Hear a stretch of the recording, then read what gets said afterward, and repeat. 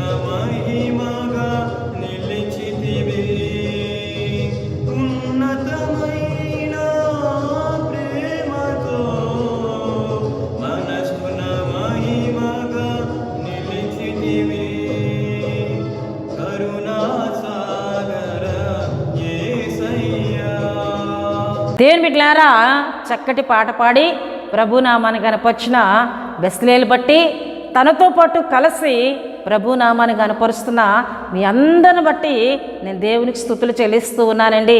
హల్లెలూయా, హల్లెలూయా. దేవుని బిడ్డలారా, ఈ విధముగా కీర్తనలు పాడుతూ ప్రభువును గణపరిచే కృపను దేవుడు మనందరికీ అనుగ్రహిస్తూ ఉన్నారు. హల్లెలూయా, హల్లెలూయా. దేవుని వాక్యం ఈ విధంగా సెలవిస్తుంది, యెహోవా తమకు దేవుడు కాగల జనులు ధన్యులు అని. ధన్యులు అనగా భాగ్యవంతులు, ఆనంద స్థితిని పొందుకున్నవారు అని అర్థమండి. హల్లెలూయా, హల్లెలూయా. ఆనంద స్థితిని పొందుకున్నవారు అని అర్థమిస్తుంది ధన్యులు అనగా.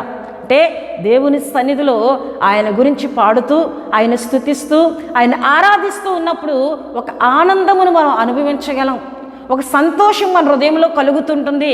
ఇటువంటి గొప్ప భాగ్యమును, దేవుని సన్నిధిలో ఆయన గురించి పాడి గణపరిచే భాగ్యమును, ఆనంద స్థితిని పొందుకునే భాగ్యమును దేవుడు మనందరికీ అనుగ్రహిస్తూ ఉన్నారండి. హల్లెలూయా, హల్లెలూయా. దేవుని బిడ్డలారా, ఉపవాసి ప్రార్థన కూడికలో ఈ దినం మన వాక్య ధ్యానాంశంలోనికి మనం వెళ్ళిపోదాం. ఈ దిన మన మూల వాక్యముగా రాజులు 2వ గ్రంథము 22వ అధ్యాయము 19వ వచనమును ఈ దినం మనం చదువుకుందాం. ఇశ్రాయేలు దేవుడైన యెహోవా సెలవిచ్చినదేమనగా, ఈ స్థలము పాడగుననియు దాని కాపురస్తులు దూషణాస్పదులగుదురనియు నేను చెప్పిన మాటలను నీవు ఆలకించి మెత్తని మనస్సు కలిగి యెహోవా సన్నిధిని దీనత్వం ధరించి నీ బట్టలు చింపుకొని నా సన్నిధిని కన్నీళ్లు రాల్చితివి గనుక నీవు చేయు మనవిని నేను అంగీకరించి ఉన్నాను. నీవు చేయు మనవిని నేను అంగీకరించి ఉన్నానని దేవుడు యూదా రాజైన యెషయాతో ఆయన మాట్లాడుతూ ఉన్నారు. హల్లెలూయా, హల్లెలూయా. దేవుని బిడ్డలారా, దేవుడు ఎప్పుడు మనతో మాట్లాడతారు. ఇక్కడ రాజు ప్రార్థన చేస్తూ ఉన్నాడు, దీనత్వంతో ప్రార్థన చేస్తూ ఉన్నాడు. ఆయన ప్రార్థనను దేవుడు విని ఒక ప్రవక్త్రి ద్వారా, ఒక స్త్రీ ద్వారా దేవుడు జవాబిస్తూ ఉన్నారు. నీ ప్రార్థన నేను అంగీకరించి ఉన్నాను అని. దేవుని బిడ్డలారా, మన ప్రార్థన ఆయన అంగీకరించే దేవుడు. ఎప్పుడు ఆయన మన ప్రార్థనను అంగీకరిస్తారు అంటే దీనత్వముతోనూ మనలను మనం తగ్గించుకొని ఎప్పుడైతే ఆయన సన్నిధిలో మనం ప్రార్థిస్తామో ఆ ప్రార్థనను ఆయన అంగీకరించే దేవుడు. కొన్ని ప్రార్థనలు దేవుడు అంగీకరించరు, అంటే వారు అలవాటు ప్రకారంగా ప్రతిదినం ప్రార్థిస్తూ ఉంటారు గనక ఆ ప్రార్థనలు ఎప్పటికీ కూడా అంగీకరింపబడవు, ఆ ప్రార్థనలకు ఎప్పటికీ కూడా జవాబు రాదు.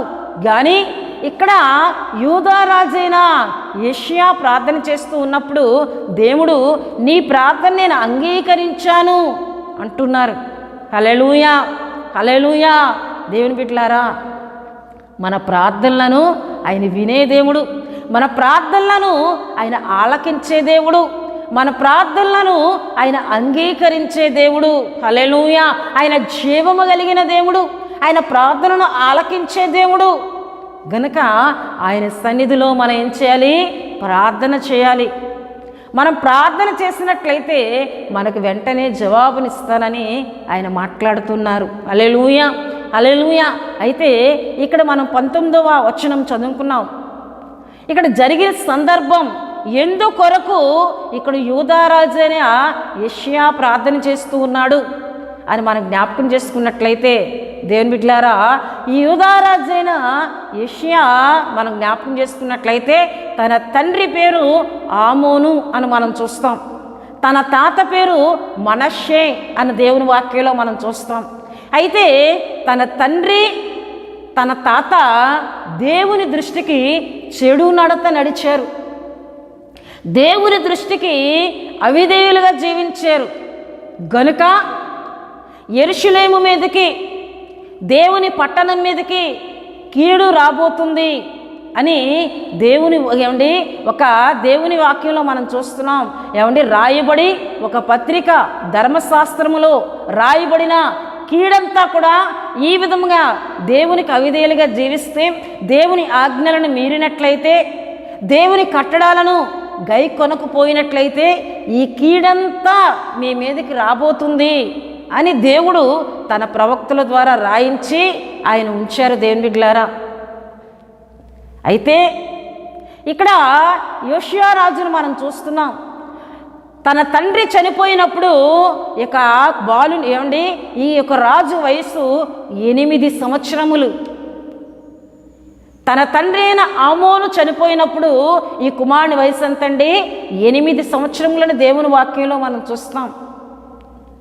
తండ్రి చనిపోయిన తర్వాత కుమారుని రాజుగా కూర్చోబెట్టారు, రాజుగా పట్టాభిషేకం చేశారు ప్రియదేవుని బిడ్డలారా. అయితే ఇతని తల్లి పేరు మనం చూసినట్లయితే చూడండి, దేవుని వాక్యంలో మనం చూస్తాం, అక్కడ మనకి కనిపిస్తుంది దేవుని బిడ్డలారా. 22:1 నుండి నేను చదువుతున్నానండి. ఏషియా ఏలనారంభించినప్పుడు 8 ఏండ్ల వాడై యెరూషలేమునందు 31 సంవత్సరములు ఏలెను. అతని తల్లి బొస్కోతు ఊరువాడగు ఆదయాకు కుమార్తె అయిన యెదిదా అని మనం చూస్తున్నాం. అయితే దేవుని బిడ్డలారా, భర్త చనిపోయిన తరువాత ఈ తల్లి దేవుని బిడ్డలారా కుమారుని మంచి మార్గములోకి ఆమె నడిపిస్తుంది. నీ తాత దేవుని దృష్టికి చెడు నడత నడిచి ఆయన మరణించాడు. నీ తండ్రి దేవుని దృష్టికి చెడు నడత నడిచి అక్కడున్న రాజు సేవకుల్లోనే కొంతమంది కుట్ర చేసి ఆమోనుడు చంపివేసినట్లు దేవుని వాక్యంలో మనం చూస్తాం. చూడండి ప్రియదేవుని బిడ్డలారా, 21వ అధ్యాయము 2వ రాజులు 21వ అధ్యాయము 22లో మనం చూస్తే ఆమోను సేవకులు అతని మీద కుట్ర చేసి అతని నగరునందు అతన్ని చంపగా, అంటే అతని దుర్మార్గతను బట్టి, అతని చెడు నడతను బట్టి అతన్ని సహించలేని వారు కుట్ర చేసి అతన్ని చంపివేశారు. అంటే అతను హత్య చేయబడ్డాడు. ఎవరండి? ఈ యొక్క యోషియా రాజు తండ్రి. గనుక తల్లి భక్తి కలిగినామే, తల్లి నీ తండ్రి వలె నువ్వు దుర్మార్గంగా బ్రతకొద్దు, నీ తండ్రి వలె చెడు నడతను నువ్వు జీవించకూడదని బాల్యము నుండే ఆ కుమారుడికి తెలియజేసినట్లు మనం చూస్తాం. చూడండి 2వ వచనములో, అతడు యెహోవా దృష్టికి యథార్థంగా నడుచుచు కుడి ఎడములకు తిరగక తన పితరుడకు దావీదు చూపిన ప్రవక్తనకు సరిగా ప్రవర్తించెను. అంటే బాల్యములోనే యథార్థంగా బ్రతకడం ఆ కుమారుడికి ఎలా తెలియపరచబడింది? దావీదు చూపించిన మార్గములో నడవాలని ఆ కుమారుడికి ఎలాగో తెలియపరచబడిందంటే తల్లి ద్వారా. ఎందుకంటే ఆ కుమారుడు అప్పటికి బాలుడిగా ఉన్నాడు. బాలుడిగా ఉన్న కుమారుడికి తల్లి బోధిస్తూ ఉంది, నీ తాత వలె కాక, నీ తండ్రి వలె కాక నువ్వు యథార్థంగా బాల్యము నుండి బ్రతకాలి. వారు దేవుని ఆజ్ఞలను మీరి వారు దుర్మరణాలు పొందారు గనుక నీవు అటువంటి మరణం పొందకూడదు, నీవు దేవుని దృష్టికి యథార్థంగా బ్రతకాలని బాల్యము నుండి తెలియజేసిన తల్లిగా ఒక తల్లిని మనం చూస్తున్నాం. హల్లెలూయా, హల్లెలూయా. దేవుని బిడ్డలారా, మన పిల్లలను బాల్యము నుండి దేవుని మార్గములో పెంచవలసిన వారమై ఉన్నాం. బాల్యము నుండి యథార్థత అంటే ఏమిటో, విధేయత అంటే ఏమిటో వారికి మనం తెలియజేయాలి. బాల్యము నుండే దేవుని వాక్యమును పిల్లలకు నేర్పించాలి. బాల్యము నుండే దేవుని ప్రేమించడం నేర్పించాలి. బాల్యము నుండే నీ కొరకు దేవుడు చేసిన త్యాగమును, ఇదయ్యా నీ కొరకు యేసుక్రీస్తు ప్రభువారు ప్రాణం పెట్టారు అని బాల్యములోనే వారికి మనం తెలియజేయాలి. అలా తెలియజేసినట్లయితే వారు కుడి ఎడములకు తొలగిపోరు. ఇక్కడ మనం చూస్తున్నాం కదండి, ఈ కుమారుడు అట్టండి ప్రియదేవుని బిడ్డలారా, 2వ వచనంలో మనం చదువుకున్న కుడి ఎడమలకు తిరగక తన పితరుడుకు దావీదు చూపిన ప్రవర్తనకు సరిగా ప్రవర్తించెను. అంటే అటు ఇటు తొలగిపోలేదు. ఇదంటే తల్లి ద్వారా బోధింపబడుతూ వాక్యమును ఎరిగిన వాడై యథార్థంగా ప్రవర్తించడం నేర్చుకున్నాడు బాల్యము నుండే అని దేవుని వాక్యంలో మనం చూస్తున్నాం. హల్లెలూయా, హల్లెలూయా. దేవుని బిడ్డలారా, ఈ విధముగా రాజుగా చేయబడిన యెషయాను మనం చూసినట్లయితే ఇక దేవుని మందిర విషయంలో ఆ కుమారుడికి ఆసక్తి కలిగింది. దేవుని మందిరములో దేవుని స్తుతించడం ప్రజలు మానివేశారు. దేవుని మందిరము పాడైపోయింది ప్రియదేవుని బిడ్డలారా. దేవుని మందిరంలో ఉన్న శిథిలాలు పడిపోతూ ఉన్నాయి. దేవుని మందిరము, దేవుని బిడ్డలారా మనం చూసినట్లయితే ఎవరు వెళ్ళి ఆరాధన చేయడానికి యోగ్యం లేకుండా అదంతే దేవుని మందిరం అంతా కూడా పాడు చేయబడింది. ఎందుకంటే మనష్షే తన తాత దేవుణ్ణి ప్రజలు దేవుణ్ణి ఆరాధించడం నేర్పలేదు. తన తండ్రి ఆమోను ప్రజలకు దేవుణ్ణి ఆరాధించడం నేర్పించలేదు. ఎవరికి ఇష్టం వచ్చినట్లు వారు మార్గములను చెరిపివేసుకుంటూ బ్రతుకుతూ ఉన్నారు. గనుక దేవుని మందిరం అంతా పాడైపోయింది. ఇప్పుడు ఈ కుమారుడిలో ఒక భారము కలుగుతుంది.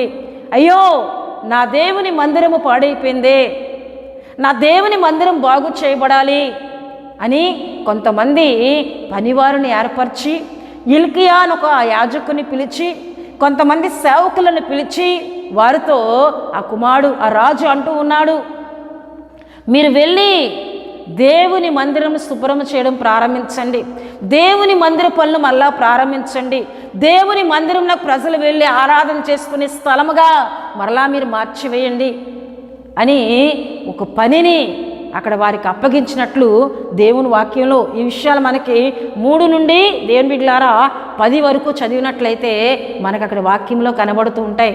హల్లెలూయా, హల్లెలూయా. దేవుని బిడ్డలారా, మన పిల్లలు దేవుని మందిర విషయంలో ఆలోచన కలిగిన వారుగా ఉండాలి. మన పిల్లలు దేవుని పని విషయంలో ఆలోచన చేసేవారిగా ఉండాలి. బాల్యము నుండే వారు దేవుని ప్రేమించే ఆత్మీయతను కలిగి ఉండాలి. ఇక్కడ యెషయా రాజును మనం చూస్తే దేవుని మందిర విషయంలో ఒక భారము, దేవుని మందిరం బాగు చేయబడాలి, దేవుని మందిరం మరలా మునుపటి స్థితిలోనికి రావాలి అని ఒక భారము కలిగిన రాజుగా ఇక యెషయా రాజును మనం చూస్తున్నాం. హల్లెలూయా, హల్లెలూయా. అయితే ప్రియదేవుని బిడ్డలారా, ఏమండి, అందరూ దేవుని మందిరాన్ని శుభ్రపరుస్తున్నారు. శిల్పకారులను, చెక్కే పనివారిని, దేవుని బిడ్డలారా కర్ర పని చేసేవారిని, అందరినీ పనివారిని పెట్టాడు రాజు. అందరి చేత పనులు చేయిస్తున్నారు సేవకులు. అయితే మందిరమును శుభ్రపరుస్తున్నప్పుడు, మందిర పనులు చేస్తున్నప్పుడు మందిరంలో ధర్మశాస్త్ర గ్రంథం వారికి దొరికింది. హిల్కీయా అనే యాజకుడికి ఆ మందిరంలో ధర్మశాస్త్ర గ్రంథం, అంటే ధర్మశాస్త్ర గ్రంథము మందిరంలోనే ఒక మూలన పెట్టబడి ఉండిపోయింది. దాన్ని చదివి వినిపించేవారు లేరు, ప్రజలకు దేవుని ఆజ్ఞలు తెలియపరిచేవారు లేరు. దేవుని మందిరంలో ధర్మశాస్త్ర గ్రంథము ఒక మూలన పెట్టబడి అంతా కూడా ధూళి పట్టి ఉంది. ప్రియదేవుని బిడ్డలారా, సరే, ఎంత దుర్మార్గమైన పనులు! తాత తండ్రి చేసిన పనులకు దేవుని ప్రజలు ఏమంటే అవిధేయులుగా మారిపోయారు. దేవుని ధర్మశాస్త్రంను ఎరగలేని వారుగా మారిపోయారు. దేవుని ఆజ్ఞలను ఎరగలేని వారుగా మారిపోయారు. దేవుని బిడ్డలారా, మన కుటుంబంలో అలా ఉన్నారా? బైబిల్ గ్రంథమును, పరిశుద్ధ గ్రంథమును ఒక మూలన పెట్టి ఉంచుతున్నారా? లేదా ప్రతి దినము మీరు చదువుతూ మీ పిల్లల చేత చదివిస్తూ ఉన్నారా? లేదా? దేవుడు మాట్లాడుతూ ఉన్నారు. చాలా కుటుంబాల్లో బైబిళ్ళు కబోర్డ్లో పెట్టబడి ఉంటాయి. అవి ఎప్పుడో ఇల్లంతా శుభ్రం చేసినప్పుడు తీయడం, మరలా వాటిని తుడవడం, మరలా పెట్టడం, మరలా తీయడం, వారిని తుడవడం, పెట్టడం, అంతవరకే కానీ దాన్ని వారు చదువుతూ వారి పిల్లల చేత చదివిస్తూ ఉండే కుటుంబాలు చాలా తక్కువగా మనకు కనబడుతూ ఉంటాయి. దేవుని మందిరానికి వెళ్ళినప్పుడు చేతితో పట్టుకొని వెళ్ళడం, మరలా తెచ్చి పెట్టడం తప్ప ప్రతి దినము వాక్యమును ధ్యానించలేని వారు ఎంతోమంది మనకు ఎదురవుతూ ఉంటారు. దేవుని బిడ్డలారా, ప్రతి దినము దేవుని గ్రంథాన్ని మనం చదవాలి. దేవుడు మనకి ఇచ్చిన పరిశుద్ధ గ్రంథాన్ని చదవాలి. పరిశుద్ధ గ్రంథమే మనల్ని పవిత్రపరుస్తుంది. దేవుని వాక్యమే మనం కుడి ఎడమలకు త్రొట్టిల్లకుండా సరైన మార్గంలో మనల్ని నడిపిస్తుంది. గనుక దేవుడు నీకు ఇచ్చిన పరిశుద్ధ గ్రంథమును ఒక మూలన పెట్టక దాన్ని ప్రతి దినము ధ్యానించే ఆత్మీయతను కలిగి ఉండాలి. ప్రతి దినము ధ్యానించే ఆత్మీయతను కలిగి ఉండాలి. హల్లెలూయా, హల్లెలూయా.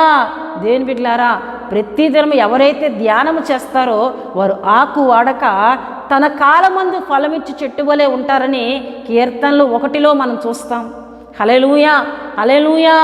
దేవుని బిడ్డలారా, ప్రతి దినము ధ్యానించే ఆత్మీయతను మనము కలిగి ఉండాలి.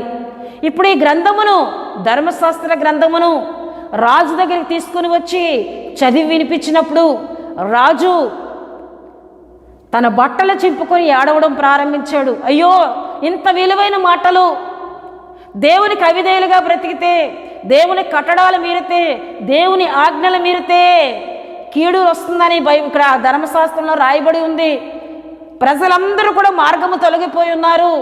అయ్యో కీడు రాబోతుంది, ఉగ్రత రాబోతుంది, దేవుని శిక్షాకాలం రాబోతుంది, ప్రజలందరూ కూడా ఆయాస్కరమైన మార్గంలో ఉన్నారు, ప్రజలు దేవుణ్ణి ఆరాధించలేని స్థితిలో ఉన్నారు అని రాజు పశ్చాత్తాపంతో, అయ్యా ఇంత విలువైన మాటలు ఇంతవరకు మాకు తెలియదయ్యా, మా తండ్రి మాకు తెలియపరచలేదు, మా తాత మాకు తెలియపరచలేదయ్యా, ఇంత శ్రేష్టమైన మాటలు దేవుని మందిరంలోనే ఒక మూలన ఉండిపోయా అని పశ్చాత్తాపంతో ప్రియమైన బిడ్డలారా యెషయా రాజు ప్రార్థన చేస్తూ ఉన్నాడు. అదే వాక్యమును మనం చదువుకున్నాం. ఆయన ప్రార్థన చేస్తూ తన సేవకులను కొంతమందిని పిలిచి, యెరూషలేములో 2వ భాగంలో హుల్దా అని ఒక ప్రవక్త ఉంది, ఆమె యొద్దకు వెళ్ళి ఆమె దగ్గర మీరు విచారణ చేయండి, మన పట్టణం మీద కీడు రాబోతుంది అని మీరు వెళ్ళి విచారణ చేయండి అని పంపినట్లు చూడండి. 2వ రాజుల గ్రంథము 22:13 మనం చదివినట్లయితే, మీరు పోయి దొరికిన ఈ గ్రంథపు మాటలను గూర్చి నా విషయములోను, జనుల విషయములోను, యూదా వారందరి విషయములోను యెహోవా యొద్ద విచారణ చేయుడి. మన పితరులు తమ విషయంలో రాయబడి ఉన్న దాని అంతటి ప్రకారము చేయక ఈ గ్రంథపు మాటలను వినని వారైరి గనుక యెహోవా కోపాగ్ని మన మీద ఎంత అధికముగా మండుచున్నది. కాబట్టి యాజకుడైన హిల్కీయును, అహియాకామునకు అక్బోరును, షాఫానుకు ఆసాయను, ప్రవక్తయగు హుల్దా యొద్దకు వచ్చిరి. ఆమె వస్త్రశాలకు అధికారియగు అర్షాసాకు పుట్టిన తిక్వాకు కుమారుడైన షల్లూమునకు భార్య అయి యెరూషలేములో 2వ భాగమందు కాపురస్తురాలై ఉండెను. ఈమె యొద్దకు వారు వచ్చి మాట్లాడగా, హల్లెలూయా హల్లెలూయా, వారు వెళ్ళారు ఒక ప్రవక్త యొద్దకు. వారు మాట్లాడి విషయాలన్నీ తెలియజేసినప్పుడు ఆమె వెంటనే దేవుని దగ్గర విచారణ చేసి ఆమె చెబుతుంది. ఈ దినం మన మూలవాక్యాన్ని మనం చదువుకున్నాం కదండి, 19లో ఇశ్రాయేలు దేవుడైన యెహోవా సెలవిచ్చినదేమనగా, ఈ స్థలం పాడవుతుందని, ఇక్కడున్న వారందరూ దూషణ పాలవుతారని, దేవుని యొక్క కీడు రాబోతుందని, దేవుని ఉగ్రత రాబోతుందని విని యోధారాజైన యెషయా దేవుని సన్నిధిలో ప్రార్థన చేశాడు కదా, ఆ ప్రార్థన దేవుడు అంగీకరించారు అని ఈ స్త్రీ ద్వారా దేవుడు మాట్లాడుతున్నారు. హల్లెలూయా. చూడండి ప్రియదేవుని బిడ్డలారా, నేను చెప్పిన మాటలు నీవు ఆలకించి మెత్తని మనసు కలిగి యెహోవా సన్నిధిని దేనత్వము ధరించి నీ బట్టలు చింపుకొని నా సన్నిధిని కన్నీళ్లు రాల్చితివి గనుక నీవు చెయ్యు మనవిని నేను అంగీకరించి ఉన్నాను. హల్లెలూయా. దేవుని బిడ్డలారా, యెషయా రాజు ఏమండి విని వెంటనే ప్రార్థన చేస్తూ ఉన్నాడు. ఆ కీడు రాకుండా ప్రార్థన చేస్తూ ఉన్నాడు. మన అంశం చెప్పుకున్నాం కదండి, కీడు వస్తుందని విని దీనత్వంతో ప్రార్థించిన యోధారాజు. విన్న ఆయన మూర్ఖంగా ఉండిపోలేదు, పర్వాలేదులే అని ఉండిపోలేదు. నేను బాల్యము నుండి దేవుని వాక్యంలో ఎదుగుతున్నాను కదా, యథార్థంగా ప్రవర్తిస్తున్నాను కదా, రాదులే అని అశ్రద్ధత ఉండిపోలేదు. ఇంత కోపాగ్ని ప్రజలు అనుభవిస్తూ ఉన్నారంటే, ఇంత నష్టాన్ని ప్రజలు అనుభవిస్తున్నారంటే దేవుని ఆజ్ఞలు మీరడాన్ని బట్టే, దేవుని మాటలు వినకపోవడాన్ని బట్టే ఇదంతా జరుగుతుంది. అయ్యా మా పట్టణమును కాపాడు, ప్రజలను కాపాడు. నిజంగా ఒక రాజు చేయవలసిన పని అండి, ఒక అధికారి చేయవలసిన పని. అంటే తాను కరెక్ట్గా ఉన్నాడు దేవుని దగ్గర, కానీ జనుల మీదకి కీడు రాకుండా ప్రజలను కాపాడమని, పట్టణాన్ని కాపాడమని ప్రార్థన చేస్తూ ఉన్నాడు. దేవుని బిడ్డలారా, హల్లెలూయా హల్లెలూయా హల్లెలూయా. ఎలా ప్రార్థన చేస్తున్నాడండి? మెత్తని మనస్సు కలిగి, మెత్తని మనస్సు కలిగి అంటే ఇక మనస్సులో ఏది ఉంచుకోకుండా దేవునికి ఇష్టమైన మనస్సు కలిగి, మెత్తని మనస్సు అనగా మాంసపు గుండె. ఒక దినాన్ని దేవుడు అంటారు కదండి, నీలో ఉన్న రాతి గుండెని నేను తీసివేసి మాంసపు గుండెని నేను నీకు ఇస్తాను అని దేవుని బిడ్డలారా యెహెజ్కేలు గ్రంథంలో మనం చూస్తాం. అంటే రాతి గుండెలు కాకుండా మాంసపు గుండెతో, మెత్తని మనస్సుతో ఇక్కడ రాజు ప్రార్థన చేస్తూ ఉన్నాడు. యెహోవా సన్నిధిని దీనత్వం ధరించి ప్రార్థన చేస్తున్నాడు. నిజమే, దేవుడు అహంకారులను ఎదిరించి దీనులకైన కృపనిచ్చే దేవుడు. యెషయా గ్రంథము 66:2 మనం చూస్తాం కదండి. ఎవడు దీనుడై నలిగిన హృదయము గలవాడై నా మాట విని వణుకుచుండును వానినే నేను దృష్టి ఉంచి ఉన్నానని దేవుడు మాట్లాడతారు. ఇక్కడ యెషయా రాజు దీనత్వము కలిగి, నలిగిన హృదయము కలిగి దేవుని దగ్గర మొరపెట్టినప్పుడు దేవుని దృష్టి తన మీద పడింది. ఎవడు దీనుడై నలిగిన హృదయము గలవాడై నా మాట విని వణుకుతూ భయముతో ప్రార్థన చేస్తూ ఉన్నాడండి. దీనత్వంతో ప్రార్థన చేస్తూ ఉన్నాడు దేవుని బిడ్డలారా. అంతేకాకుండా మనం చూసినట్లయితే దీనత్వం ధరించి నీ బట్టలు చింపుకొని, అనగా హృదయమును చింపుకొని ప్రార్థన చేస్తూ ఉన్నాడు. అంతేకాకుండా మనం చూసినట్లయితే నా సన్నిధిని కన్నీళ్లు రాలిచితివి గనుక, ఒక రాజు కన్నీళ్లు కార్చి ప్రార్థన చేస్తూ ఉన్నాడు. ఒక రాజు తను తగ్గించుకొని ప్రార్థన చేస్తూ ఉన్నాడు. కన్నీరు కారుస్తూ, అయ్యా మమ్మలను కాపాడు, నీ కీడు రాకుండా, నీ కోపాగ్ని రాకుండా మా పట్టణమును కాపాడు, మా పట్టణము దోషణాస్పద పాలవకూడదు, మా పట్టణము నశించిపోకూడదు, మా పట్టణము కాపాడబడాలి, ప్రజలు కాపాడబడాలి, ఈ ఉగ్రత నుండి, నీ కోపాగ్ని నుండి మా ప్రాంతము, మా పట్టణమును కాపాడు అని దీనత్వంతోనూ మెత్తని మనస్సుతోనూ కన్నీరు కార్చి ప్రార్థన చేస్తూ ఉన్నాడు. హల్లెలూయా, హల్లెలూయా. నా తండ్రి దోషం క్షమించు, నా తాతల దోషం క్షమించు, వారిని మాట వినని వారయ్యారయ్యా, గనుక నీ కోపాన్ని మేము అనుభవిస్తున్నాం, ఈ కోపాగ్ని పోవాలంటే అయ్యా మేము ప్రార్థించాలి అని చెప్పి కన్నీరు కార్చి ప్రియదేని బిడ్డలారా యెషయా రాజు ప్రార్థన చేశాడు. హల్లెలూయా, హల్లెలూయా. తన ప్రార్థనను దేవుడు అంగీకరించి ఆయన అంటూ ఉన్నారు చూడండి ప్రియదేని బిడ్డలారా, 20వ వచనంలో చూస్తే, నేను నిన్ను నీ పితరుల యొద్దకు చేర్చుదును, నీవు నెమ్మది నొందిన వాడవై సమాధికి చేర్చబడదు, నీ స్థలం మీదకి రప్పింపబోవు కీడును నీవును నీ కన్నులతో చూడవు. ఇదే యెహోవా వాక్కు. అంతటా వారు ఈ వర్తమాన్ రాజునద్దకు తెచ్చిరి. హల్లెలూయా. దేవుడు మాట్లాడుతున్నారు. నీవు బ్రతికున్నంత వరకు కీడు రాదు, కీడును నీ కన్నులతో నీవు చూడవు. నీవు బ్రతికున్నంత వరకు కూడా ఈ పట్టణమును కాపాడుతాను, నీ ప్రార్థన నేను ఆలకించాను. హల్లెలూయా. దేవుని బిడ్డ, నీ ప్రార్థన దేవుడు ఆలకిస్తున్నారా? నీ ప్రార్థన దేవుడు అంగీకరిస్తున్నారా? నీ కుటుంబం మీద దేవుని కోపం మండుతుంది. నీ కుటుంబంలో అవిధేయులైన వారు ఉన్నారు, నీ కుటుంబంలో దేవునికి అయిష్టులైన వారు ఉన్నారు, దేవుని ఆజ్ఞలను మీరిన వారు ఉన్నారు. వారి విషయంలో నువ్వు ప్రార్థన చేస్తున్నావా?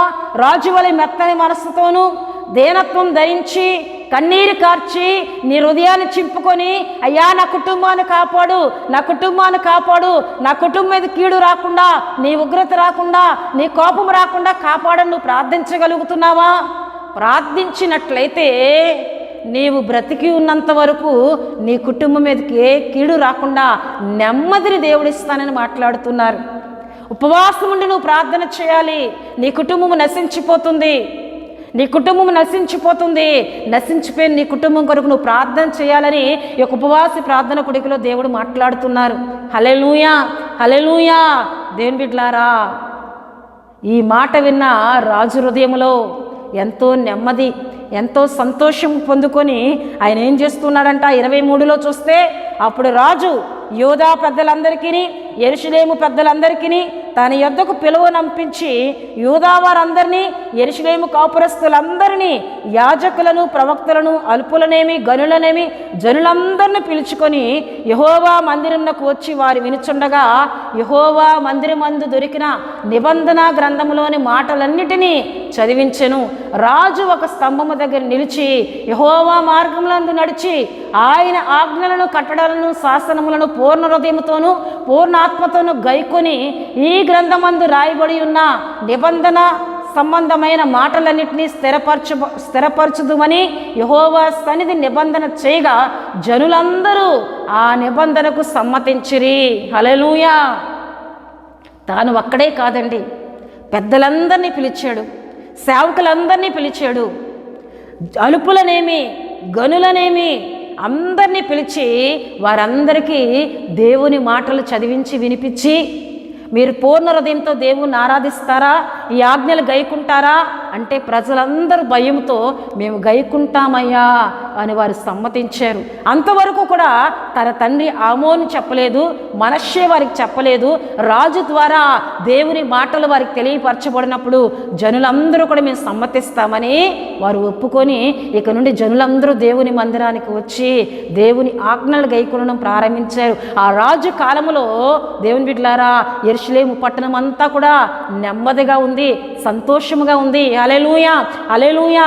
అంతేకాకుండా ప్రియదేవుని బిడ్డలారా దేవుని వాక్యంలో మనం చూసినట్లయితే చూడండి 22వ అధ్యాయంలోనే మనం చూస్తున్నాం. చూడండి 2వ రాజులు 23వ అధ్యాయము 25లో మనం చూస్తే అతనికి పూర్వం ఉన్న రాజులలో అతని వలె పూర్ణ హృదయముతోనూ పూర్ణ ఆత్మతోనూ పూర్ణ బలముతోనూ యెహోవా వైపు తిరిగి మోషే నియమించిన ధర్మశాస్త్రము చొప్పున చేసినవాడు ఒక్కడునూ లేడు, అతని తరువాతనైనను అతని వంటివాడు ఒక్కడునూ లేడు. ఇక రాజు గురించి రాయబడిన మంచి సాక్ష్యము, యోషియా రాజు వలె పూర్ణ హృదయముతోనూ పూర్ణ ఆత్మతోనూ పూర్ణ బలముతోనూ యెహోవా వైపు తిరిగి మోషే నియమించిన ధర్మశాస్త్రం అంతటినీ గైకునిన రాజు తన పూర్వములోనూ లేడు, తన తర్వాత కాలములోనూ లేడండి. అంత గొప్ప సాక్ష్యమును యోషియా రాజు పొందుకున్నాడు. హల్లెలూయా, హల్లెలూయా. తాను సిద్ధపడ్డాడు, ప్రజలందరినీ కూడా దేవుని మార్గంలో నడిపించుకున్నాడండి. హల్లెలూయా, హల్లెలూయా. దేవుని మందిరాన్ని శుభ్రపరిచాడండి. దేవుని మందిరంలో ఆయాస్కరమైన వేరే విశ్వాసాలకు సంబంధించినవి వారి తండ్రి తన తాత తెచ్చిపెట్టినప్పుడు వాటన్నిటిని పగలగొట్టి దూరంగా పారవేశాడు. దేవుని మందిరం అంతటినీ కూడా దేవుడు కోరే విధంగా సిద్ధపరిచాడు. హల్లెలూయా. పూర్ణ హృదయముతో పూర్ణ ఆత్మతో పూర్ణ బలముతో దేవుని ప్రేమించిన రాజుగా చరిత్రలో యోషియా రాజు మిగిలిపోయాడు. హల్లెలూయా, హల్లెలూయా. ఆమోన్ను మనం చూస్తే చెడు నడత నడిచిన రాజుగా మిగిలిపోయాడు. మనష్షేను మనం చూస్తే దుర్మార్గుడుగా మిగిలిపోయాడు.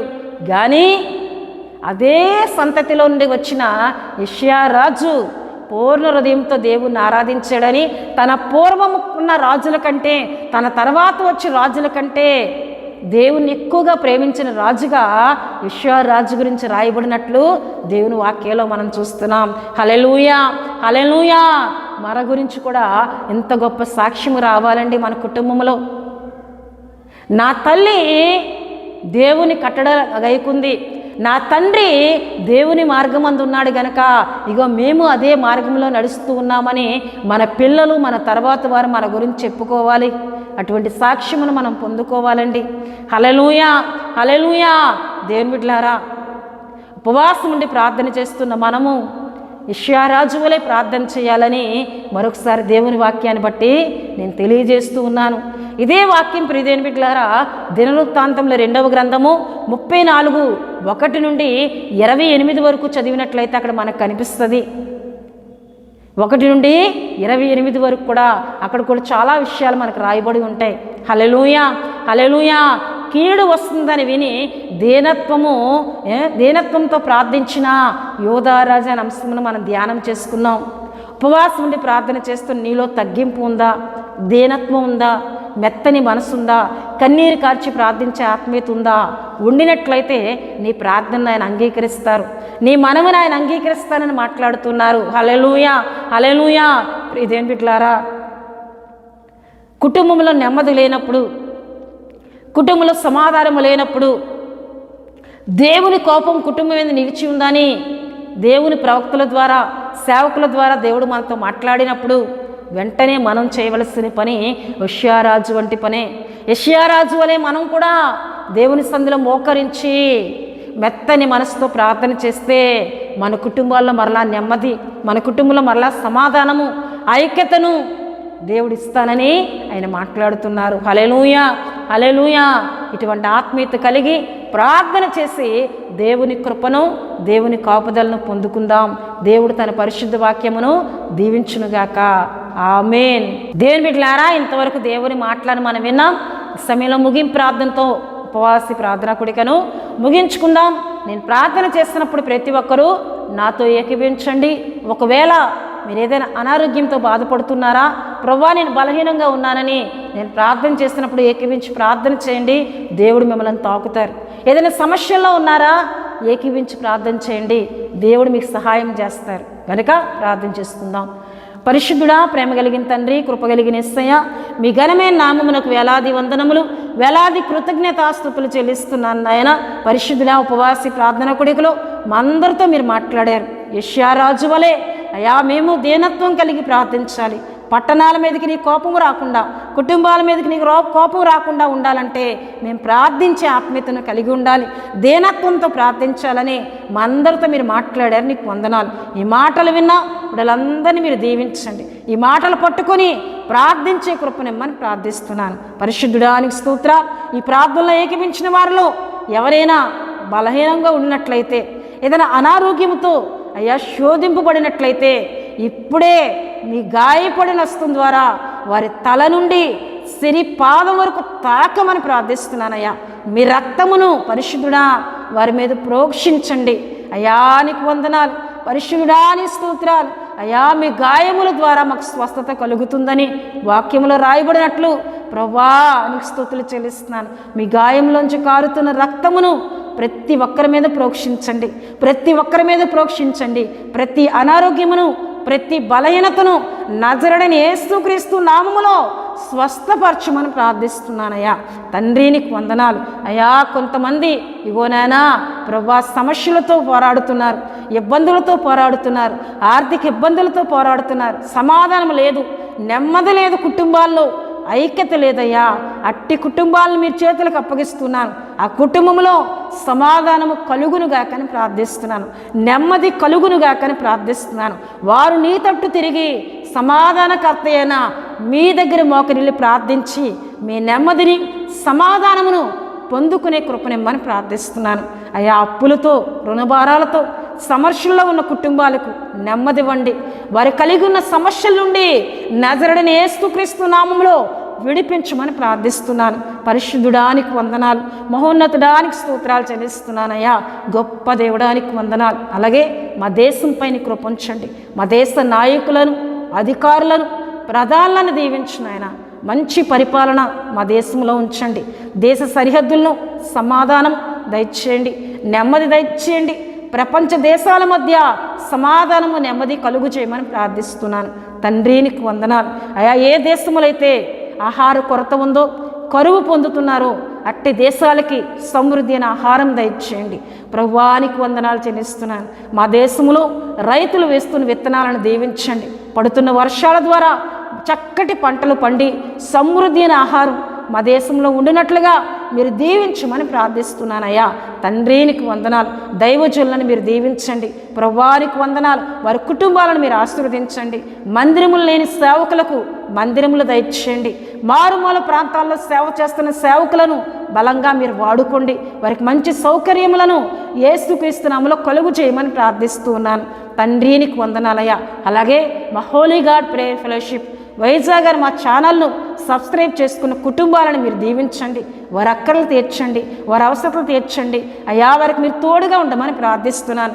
స్థానిక మా సంఘ కుటుంబములందరిపై మీ కృపించండి అయ్యా. మా సంఘాన్ని దీవించండి, బలపరచండి అయ్యా. మా సంఘములో ఇచ్చిన ఆత్మీయతను బట్టి, విశ్వాసాన్ని బట్టి నీకు వందనాలు. మరి ఎక్కువ ఆత్మీయతలో బలపడేవారుగా మా సంఘ బిడ్డలందరినీ దీవించమని ప్రార్థిస్తూ ఉన్నాను. తండ్రి నీకు వందనాలు. అలాగే మమ్మల్ని ప్రేమించి మా కొరకు ప్రార్థించమన్న కుటుంబాలు ఎన్నో ఉన్నాయి. ఆ కుటుంబాలను మీరు దీవించండి, వారి అక్కర్లు తీర్చండి. వారి కుటుంబాలను యవ్వన బిడ్డలకు చక్కటి ఉద్యోగములు, చక్కటి వివాహాలు జరగడానికి సహాయం చేయి అయ్యా. గర్భఫలము లేని బిడ్డలకు చక్కటి గర్భఫలములను దయచేయమని ప్రార్థిస్తున్నాను తండ్రి. నీకు వందనాలయ్యా. పరిశుద్ధాత్మదేవానికి స్తుతులు చెల్లిస్తూ ఉన్నాను. మహోన్నతుడానికి వందనాలు. మా పరిచర్య అంతటినీ దీవించండి, మా పరిచర్యను ఆశీర్వదించండి అయ్యా. పరిచర్యలో ఎన్నో అక్కర్లు ఉన్నాయి, ఎన్నో అవసరతలు ఉన్నాయి ప్రభువా, వాటన్నిటిని దయచేయమని ప్రార్థిస్తున్నాను. మరి ఎక్కువగా మీ పరిచర్యలో, మీ సేవలో వాడబడే వరంగా మా అందరినీ దీవించమని దేవా మరొకసారి మమ్మల్ని అందరినీ నీ పరిశుద్ధ స్థలాలకు సమర్పిస్తూ యేసు నామములో అడుగుతున్నాం తండ్రి. ఆమేన్. పరలోకమందున్న మా తండ్రి, మీ నామం పరిశుద్ధపరచబడునుగాక, మీ రాజ్యం వచ్చునుగాక, మీ చిత్తం పరలోకమందు నెరవేరునట్లు అలాగని భూమి యందు నెరవేరునుగాక. మాకు కావలసినందున ఆహారం మాకు దయచేయం. రుణస్థులను క్షమించిన ప్రకారం రుణములను క్షమించము. శోధనలోనికి తేక దుష్టుడి తప్పించు. ఎందుకంటే రాజ్యము, బలము, మహిమ నిరంతరము మీరై ఉన్నారు తండ్రి. ఆమేన్. యేసు రక్తమే జయం, ప్రభు రక్తమే జయం. ప్రభు రక్తం సంపూర్ణమైనది. అపవాది క్రియలకు అనంత నాశనం కలుగునుగాక. ఆమేన్, ఆమేన్, ఆమేన్. ప్రభు మిమ్ములను మీ కుటుంబములను బహుగా దీవించునుగాక. ఆమేన్.